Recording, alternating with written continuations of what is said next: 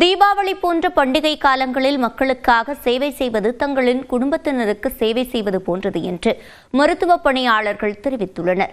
அவர்கள் கூறியவற்றை பார்க்கலாம். தீபாவளி காலங்களில், பண்டிகை காலங்களில் எங்களுக்கு லீவுங்கிறது எதுவும் கிடையாது. இருந்தாலும் மக்களுக்காக நாங்கள் விபத்து ஏற்படுத்தும் போது எங்களோட 108 ஆம்புலன்ஸ் எப்போவுமே தயார் நிலையில் இருக்கும். 10 வருஷமாக நாங்கள் போன தீபாவளி அந்த அளவுக்கு இன்ஜுரி கிடையாது. ஆனால் இருந்தாலும் நாங்கள் தயார் நிலையில் இருக்கிறோம்.